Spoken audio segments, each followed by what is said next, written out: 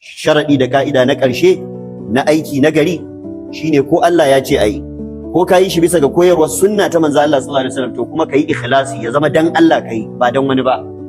Ubangiji madaukakin sarki baya karba aiki sai wanda aka yi shi dan shi. Allah madaukakin sarki ce kul inna salati wa nusuki wa mahyaya wa mamati lillahi rabbil alamin la sharika lahu wa bidhalika umirtu wa ana awwalul muslimin. Kul ka ce da su inna salati lallai dukkan sallolina wa nusuki da dukkan yankana ko aikin hajji na wa mahyaya da rayuwata ma gaba daya wa mamati da mutuwata lillahi rabbil alamin duk na gudanar da su ne dan Allah ubangijin talikai la sharika lahu ba shi da abokin tarayya cikin haka wa bidhalika umirtu kuma da wannan ne aka umarce ni wa ana awwalul muslimin kuma ni ne farkon musulmai. A wata ayar Allah ya ce kul inni umirtu an a'budallaha mukhlishan lahu ad-din kace ni dai an umarce ni in bauta wa Allah ina mai tsarkake shi da ibada ina mai kadaita shi da bauta bana sanya masa kishiya bana sanya masa abokin tarayya. A ƙarshe ya ce kulillaha a'budu mukhlishan lahu dini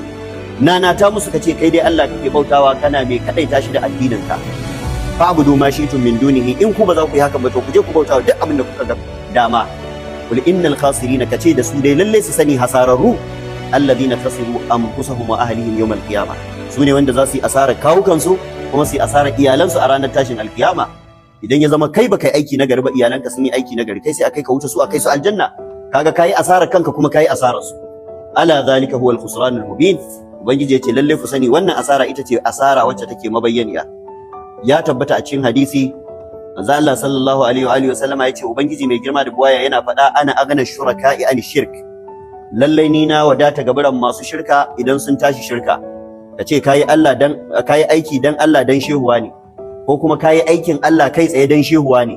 sallah ta Allah ce zikiri na Allah ne amma ya zama dan wani kake yi ba dan Allah ba to Allah madaukakin sarki ce ni na fi karfin a hada ni da wani in za a yi mun aiki. Man amila amalan duk wanda ya aikata wani aiki a sharaka fihi ma iya gairi ya hada ni da wani a ciki ko annabi ne ko mala'ika ubangiji ya ce taraktuhu wa shirkahu zan bashi da wanda yayi wa shirkar su je can su karata ya je can shi ya bashi ladan. Ya yan uwa riya yin aikin Allah dan wani Allah ko shakka babu shirka ce tana daga cikin kananan shirka. Ubangiji ya ce faman kana yarju liqa'a rabbih duk wanda yake so ya game da Allah lami lafiya bali amal amalan salihan to ya tsaya aiki nagari wala yushrik bi ibadati rabbih ada kada ya hada Allah da wani a cikin bautarsa.